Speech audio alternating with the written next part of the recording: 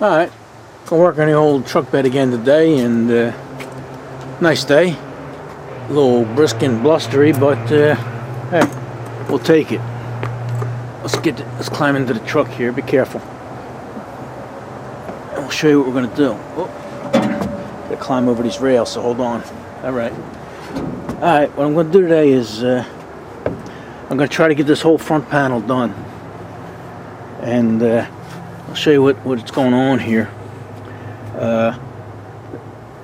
At one time, somebody put a new floor in this, a big, heavy, almost quarter-inch steel floor, and used angle iron here, quarter-inch angle iron, and Christ, must have added a couple thousand pounds to the truck, at least 1,000 pounds. But anyway, they welded this.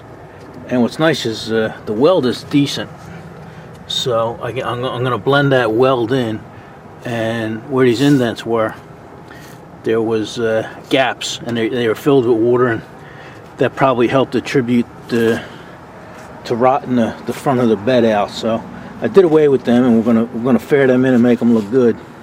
Don't forget, there's going to be a 1-inch wooden floor here, so we are going to see that. So I'm just going to make it look decent, and I'm going to flatten all these panels out. They're like, here's a dent, and here's another dent. So they are compromised a little bit, but they're fairly straight.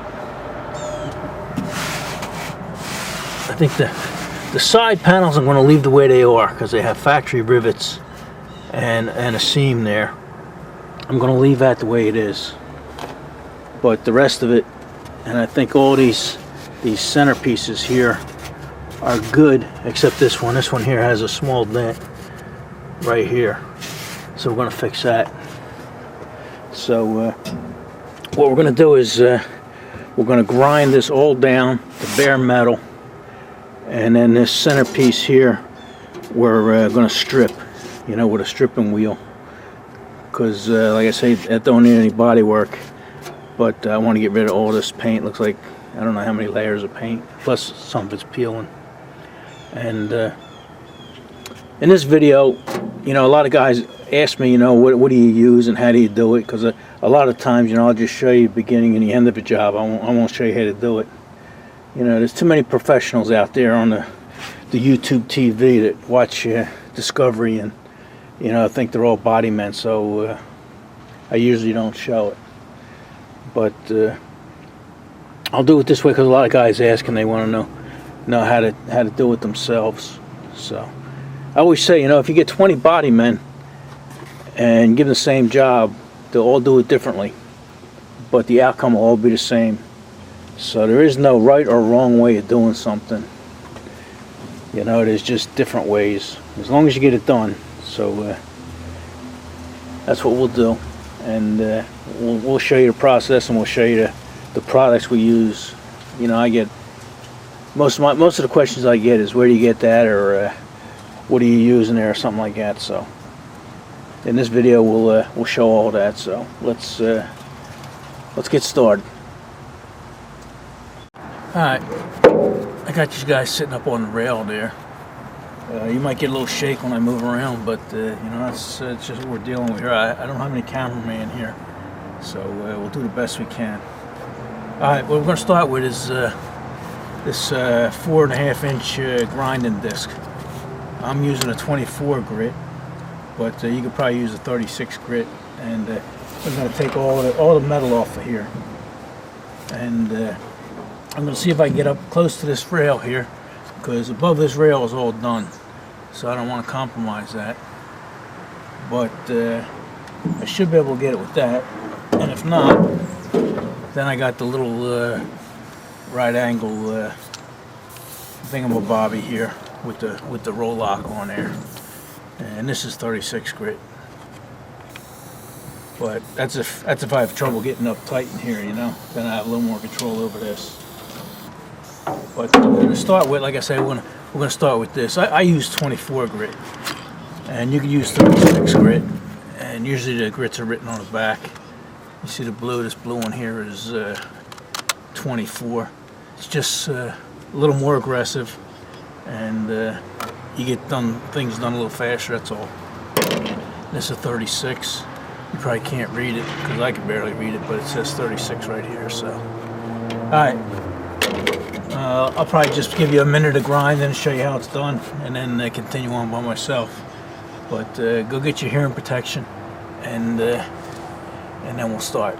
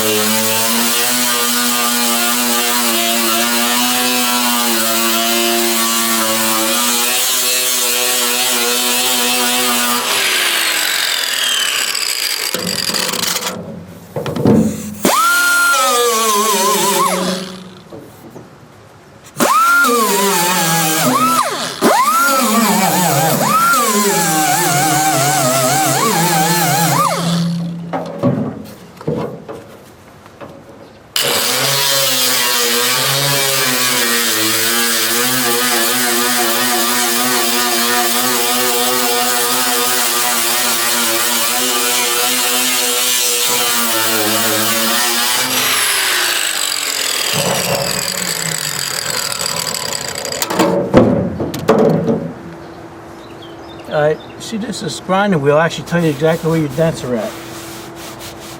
There's a dent right here, got two little dents right here, and that's where this little one also comes in handy. So just a little tip.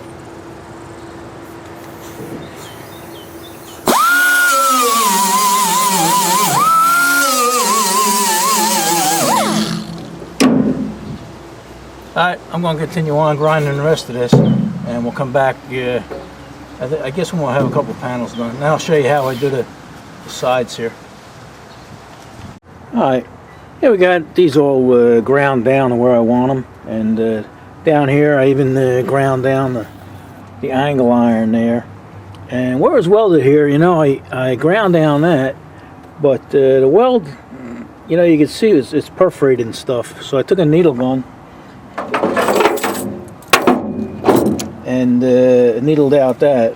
A lot of it was full of slag, so I got all the slag out of there, and I treated this. I rust treated it, neutralized everything. That's why, like, up here is black, and in here is sort of black down here. That's all that rust is neutralized. And now what I'm going to do is you can see this was ground a little bit when I filled this in, all this. So now what I'm going to do is I'm just going to strip the paint here. I'm not going to strip all this yet until I'm ready to paint it, you know, because I'll probably just do the bodywork today on this, and then tomorrow maybe finish the bodywork up, and then strip out the rest of this. That way it won't rust up on me. So that's what I'm going to do now. But let me show you these stripping wheels here. These are pretty good. These go on the little Rolock. Oh, sorry about that. I don't think I was in view. These go on the little right angle grinder here. You just take that one off, and I'll show you when I put you up on a tripod there, or on the side of the bed, and we'll show you how these come on and off. And these things here take the paint off down to the metal actually better than the grinder does, and it doesn't leave all these marks. It's pretty incredible what these things can do. They're like they're a stripping pad, but they're like them Scotch Brights, but they must have some kind of resin on them or something, you know, makes them hard and stiff. But they work great. You won't believe how good they work. So that's what we're going to do. I'm going to remove the paint, maybe about an inch or two up on this, because I'm going to do body work down here. And then we'll save this, because it literally going to take me maybe about 2 minutes to take all that paint off of each one of these inserts. So I'm going to wait till I'm ready to paint it. But I'm going to set it up and show you how that works. You're going to like it. Alright, and then I'm going to have to clean this up corner here and do a little body work right here. I didn't want to, but I'm going to. So that's what we're going to do. Alright, I'm going to set this up. Alright, yeah, I'll put this back behind me here so you get a better look at it. We'll do this. I'll come up maybe about 4 inches and you'll see how easy it is to take that paint off right down to the metal. So this is how easy it is to take these roll locks off. You just twist it and then they go back on. They call these stripping pads or abrasive pads or something. And this one's coarse. They come in different grades. So let me put my protective gear on and then we'll turn this back on and start stripping.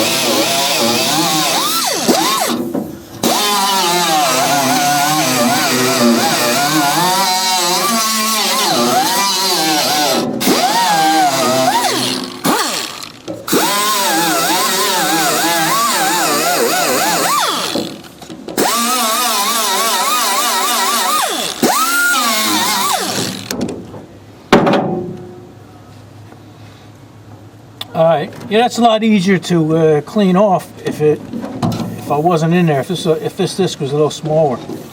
But if you were doing something like this, it would take the paint right off.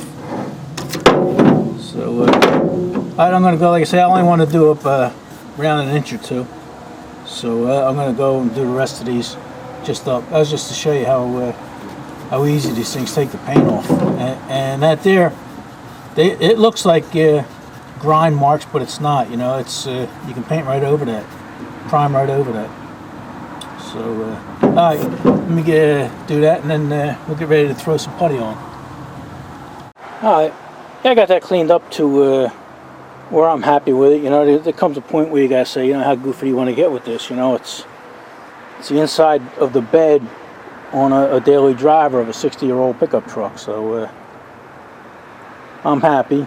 I got in there. It's pretty good. I even got my Dremel on with a little drum sander on it, and got in all the nooks and crannies. So there's plenty of bare metal for me to slap some putty on. So let's go mix some putty up.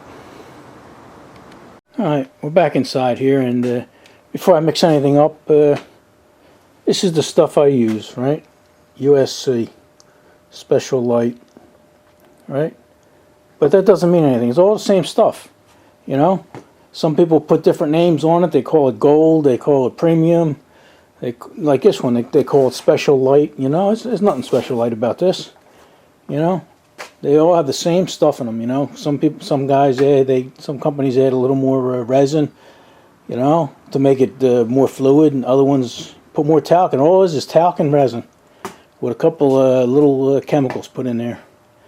You know, And if they put more talc in there, you know, they put a different name on it, you know. So here's something interesting. I don't know if you can see that. I'll try to get so there's no glare on there. There we go. $17.95. All right, I bought this when I was working on a cab, probably a year or maybe less than a year ago. I don't know. But anyway, I just had to replenish it because I know I'm going to need more. And bought the same thing, and the price of this stuff has more than doubled. Everybody wants $45 a can for this stuff now. You know, I was lucky. I was able to find a guy that had it for like 25 bucks. But even then, you know, it's crazy the price. Like I say, all the stuff is the same. I mean, you can even Bondo. Bondo is good stuff. Bondo is made by 3M. That's one of the best companies out there as far as making sandpaper and anything. It just it gets a bad rap because you can buy Bondo anywhere. You know, you can get it at Home Depot, Lowe's, every car parts store sells it, and even Harbor Freight. You know, everybody sells Bondo, and the people using it don't know what they're doing. So the stuff fails, and everybody says Bondo's no good just because the people using it don't know what they're doing. I know a guy that did his car. It was a '57 Chevy, and he put the stuff on there, and he comes to me. He says, "What's wrong with this stuff? How come it's not hardening? You know, it's you know, it's still sticky and stuff like that." And I asked him. I said, "Well, did you put any hardener in it? Did you put any tube in there?" He goes, "No." So here's a guy is going to badmouth Bondo or whatever company it was because he didn't add the hardener. Didn't even know it needed hardener. So that's just something I had to say. But anyway, that's what I use, right? USC. I used to use a stuff called Classic, and it's the same stuff, you know. It just had a different name. You know, I've used them all. I've used Rage and Evercoat or whatever they call it, and all kinds of names. And like I say, it's all the same stuff. So I'm going to mix this stuff up, and then I'll meet you at the truck. You know, because I can't show you me mixing it and then go out to the truck, set the camera up and everything. You know, you only got, you know, 5-10 minutes to work with this stuff depending on the temperature. So I'm going to mix some up, and I'll set you up on a truck. You can watch me slop it on. Alright, here's something, before I go out there, here's something, and mix that up. Here's something interesting. Here's 3 different bottles of glazing putty. And if you look at them, let me sit down here. I'm getting tired. I'm doing a lot of work out there. If you look at them, the containers are identical. Alright, now this one here I had a long time. This here is one of the best names out there, Evercoat. And you pay for it, right? Glazing putty. And I think something like that was, like I say, this is old. It's been on a shelf.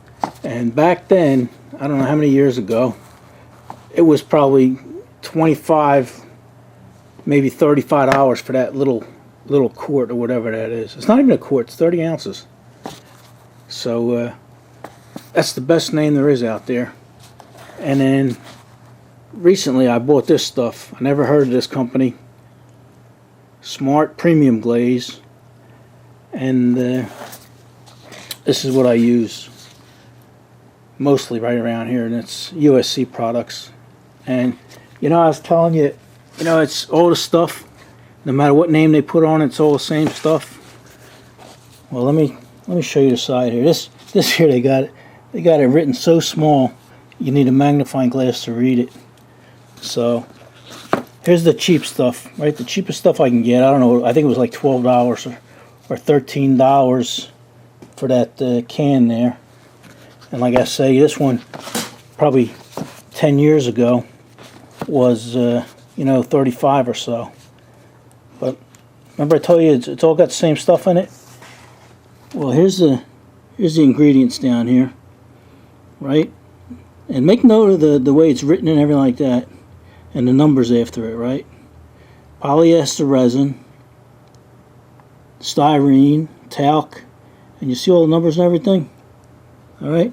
Now that's a cheap one, $13. And it tells you the weight and everything. And then you go over here and you look at the $35 stuff, and it's written in the same lettering. Go back here. Same lettering, same ingredients in the same order, same numbers, same lettering. Even the warnings on the label and stuff, identical, word for word. And like I say, it's everything. 99% of the stuff is all the same stuff, just different companies selling it. And if you buy something with a brand name like Evercoat, you're going to pay for the name. And you buy some stuff with a brand X name you never heard of, it's the same stuff. So save yourself some money. Alright, let's get back to work. Alright, I'm going to try and stay out of your way here, but it's not going to be easy. Alright, I didn't put much hardener in this. That way I got a little bit of time to work.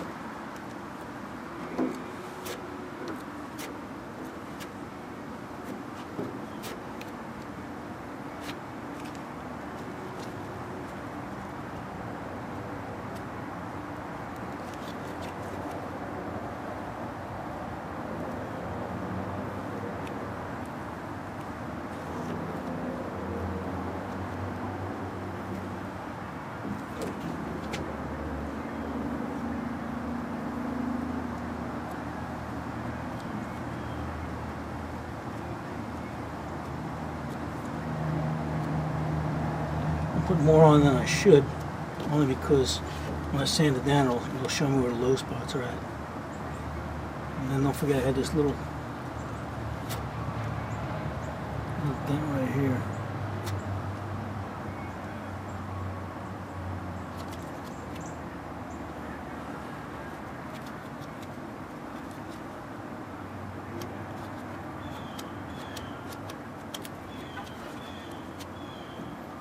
Here I had a little bit of a dent.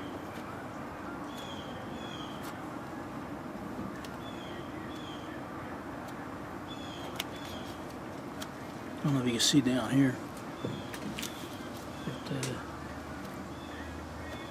I'm working on that edge.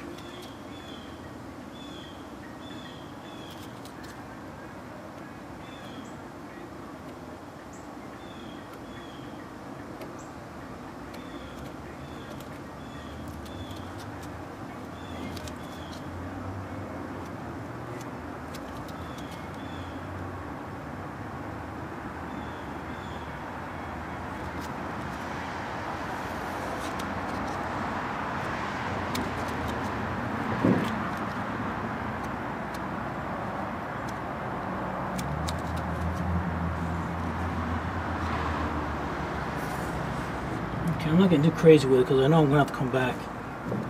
It's going to get a second coat, so.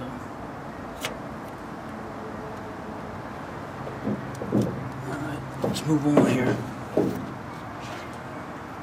guys see over here? Look at that. Oh yeah, I mean, move these around a little bit. Just a little bit.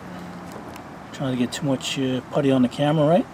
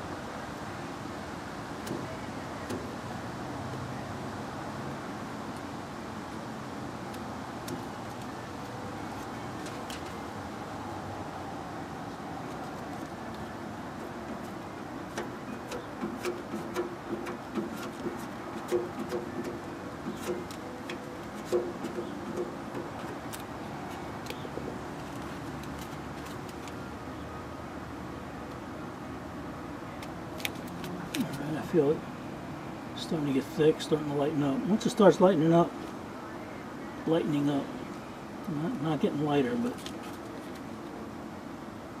going, then you just gotta stop, because you're only gonna make it worse. All right. Maybe next mix, we'll show you how I mix it. All right. Yeah, when you mix stuff up, after a while, you get to know how much you can put on before it's going to harden up. You know, like I usually know two daubs like this. You know, and you got yourself maybe 5 minutes to work on it. Plus, I'm not in a hurry. Maybe just a little more, because I do have to finish that one panel. All right, and then the hardener isn't that critical as people make it sound. You know, it'll harden up as long as it's mixed. You got to make sure you mix it right.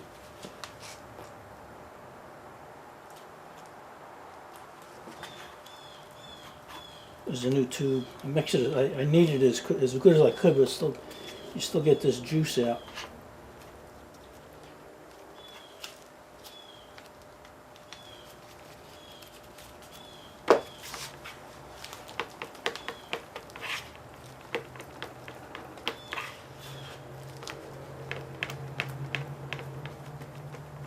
So I didn't worry how much hardener I had in there. I know I have it in there. I'm not gonna say. I'll bring it out there.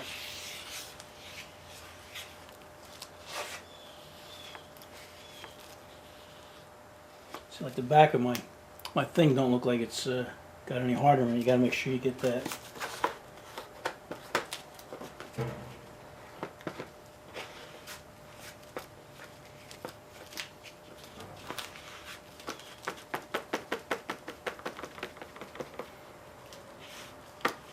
As long as you don't have any streaks in there, you should be alright.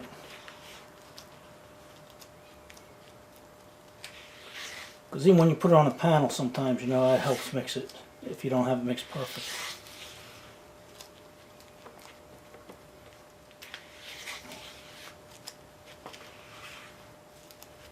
Okay, as long as you got a uniform color, you're good to go. And then, like on a hotter day, you spread it out. It won't light up on you as fast.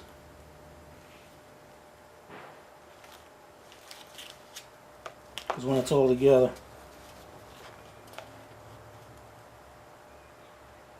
it heats up faster.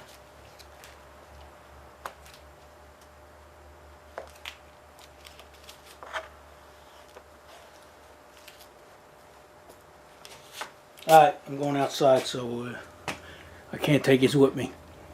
It's heating up already. It's starting to flash already. So we ain't got much time. Alright, got a first coat on all of them, and what I'm going to do now is take the air fob, airboard, we call it the airboard in the business, and I got an old piece of paper on there, because usually when you start sanding and everything, you go over everything with an old piece of paper, because you got a slight tacky bit of resin that raises to the top. This ain't too bad. So I'm going to hit all these with the airboard, and then we'll change the paper and cut everything down. I was thinking of doing one panel at a time, but this is actually bigger than a panel, so maybe I'll have to do two panels at once. Who knows? We'll see what happens. I'll set you up on the rail here, and you can watch a little bit.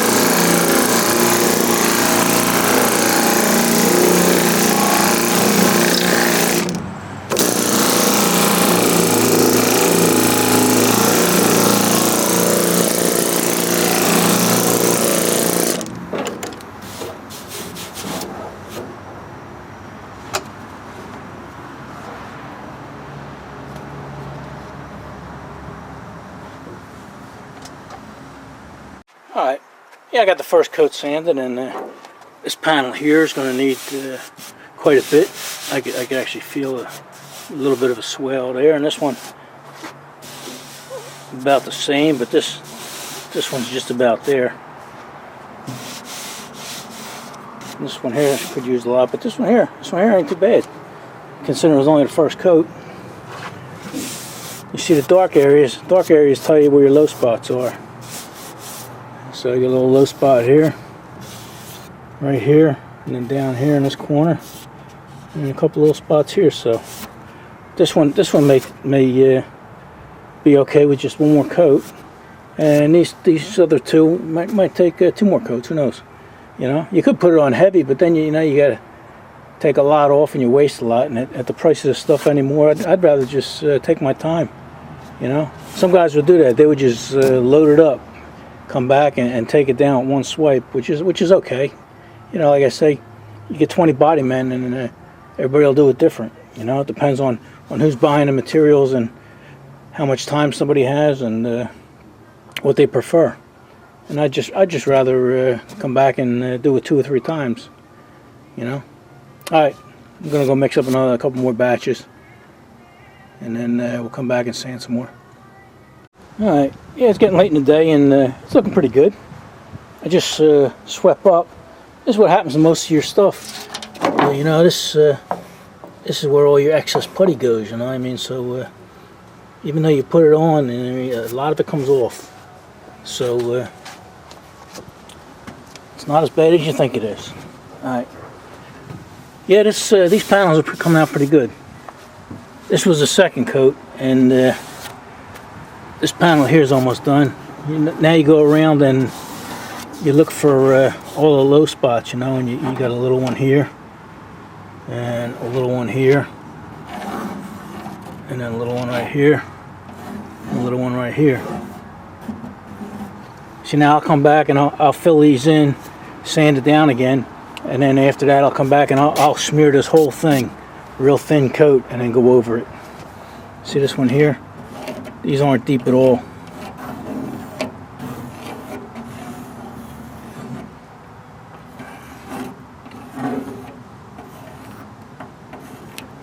See just some little spots here. Also, we almost missed this one right here. And right here, so this whole thing gets a thing. Yeah, when you mark out your things, use a pencil. Don't use a Sharpie, because a Sharpie will bleed through every single coat. You know, you'll put a Sharpie on here and you'll prime it, and then it'll bleed through the primer, and you'll say, well, all right, let me paint over it, and you paint it, and then it'll bleed through the paint, and you got a big mess. So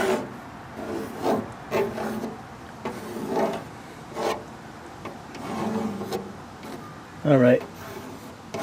Down here looks like we're gonna have a little problem. We'll fake it though. We'll make it look good.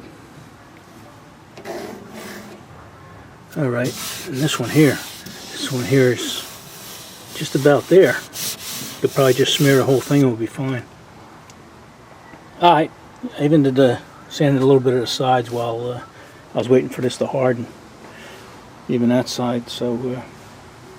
Alright, like I say, it's getting late in the day, and I'm gonna fill these holes in, and then we'll come back tomorrow and sand them out. Alright, we'll see you then. Alright, yeah, yesterday before I went in the house, I put a second coat on, and this morning I was out here and sanded that all off, and it's looking pretty good. Let me sit down here and we'll show you where we're at here. Whoop, I almost missed the seat. Sorry about that. I got a bunch of crows up here, and they're squawking at me. But you can see where I brought it all the way back down to where I filled them spots in. And there's a couple tiny little imperfections, low spots. And I'm going to fill them before I put a thin coat on here. You know, like right here. There's a tiny spot, and I think right here, real tiny. And then this panel I think is pretty good. Yeah, the panel there is spot on, we call that. Same with this one. This one here is pretty good. Except right here, I guess I'll bring that all the way up to there. So I could get that. Oh, look, the sun is reflecting my my camera. Look at that. All right, so I'm gonna fill them spots in there and go have some lunch. Come out and sand them down, and then I'll give it a real thin smear coat to cover all the sand and scratches, and then the panels will be done. Then we can just strip the paint from here and fix the bottom ledge there. So all right, we'll see you guys after lunch. All right, here's something interesting. You know, I always like to point interesting stuff out to you guys. All right, here's a brand new can I just opened, and you know, it's a gallon can. You can look at that and see, but then if you look down here, they only give you 3.2 quarts. They don't even give you a gallon anymore, you know. And there's plenty of room to put it in there. But that's just what they do. They charge you more, give you less. What's this world coming to? Alright. Alright, yeah, I'm happy with that. Everything's all filled in, everything's level and flat. Now I'm just going to take a real thin coat of plastic and put it over everything. That'll, if there's any tiny imperfections or pinholes or scratches, it'll get it. And then we're going to call that good. I mean, we are on the inside of a bed, right? Let's not get goofy. Alright. Alright. Yeah, I put a real thin coat of plastic on there. And I'm not going to put glazing putty on there. You know, it's the inside of the bed, and I'm not going to waste that. That's expensive stuff. I'm not going to waste that on the inside of a bed. But it's just going to come out just as good. Alright, so here's what we did. You know, to get the shape and everything, we used the air board here with 36 grit. And that's really aggressive. You know, that's to shape and get you where you want to go. You can see how thin this is right here. You know, it's just about transparent. So anyway, the 36 grit on the air board to get our shape and where we're at. And what we're going to do now is a secret weapon here. This is the old Hutchins 16-inch jitterbug, and going to put 80 on that, and that'll smooth that down. You got a lot more control over this, and that'll just make that perfect. And then after 80, I may throw 180 on there and get it so smooth, and then when I spray it, it will be perfect. So I won't have to use glazing putty. So that's the game plan. All right, let me start doing a little sanding here. All right, yeah, I'm going to call them panels done. I just brought it down to 80 grit, and that's smooth enough that the primer will cover it. And I'd say that's pretty perfect. You know, not even 1964 Ford truck perfect. I'd just say perfect. So I'm happy with it. And what I'm going to do now is probably do this little piece here, that little dent that was there, and then I'm going to work on the bottom here. And the bottom's actually pretty good, you know. And I was just filling that and doing that with leftover putty that I had from doing the panels here, and that came out pretty good there. So that shouldn't be too much trouble. Maybe I'll put one thin coat of putty on there, and that should be good. So yeah, it's Saturday about 4 o'clock, and I probably won't work tomorrow. So we'll get back this on Monday, and we'll strip all this paint off here and strip these little insets, and then we should be able to prime it, and then we can call that front piece done, and then we can continue on the rest of it. So alright, maybe we'll see you guys Monday or Tuesday, depending on the weather. Alright, it's Tuesday about noon, and it rained overnight and rained yesterday, so we couldn't do anything. But the sun's finally coming out now, and I blew the truck off, so it's dry enough to do some work. So I'm going to do that front panel, and then we'll prime it and call it done. I reviewed this video and noticed that when we were doing some sanding and grinding and stuff, you know, the camera was acting up. I think it was acting up not only from the vibration, but from the electricity being thrown off from the grinder. You know, you can see waves in the video besides the shaking. So, you know, hey, stuff like that happens. So there's not much we can do about it. So next time we'll just know better.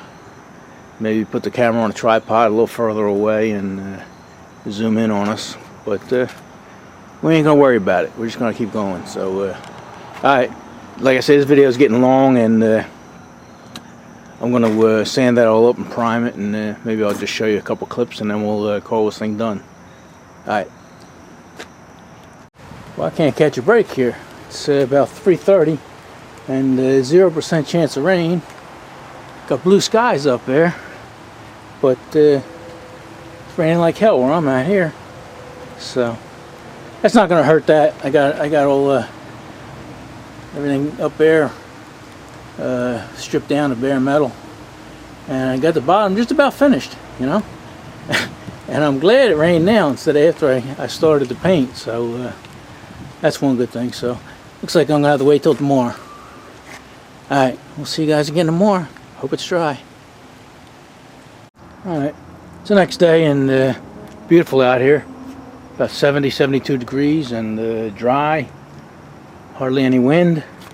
And I finished doing all the sanding and prepping and everything. And I scuffed up all the other primer there that might get a little overspray on it. So I'm going to try and prime this up now. Alright, I'll show it to you when it's done.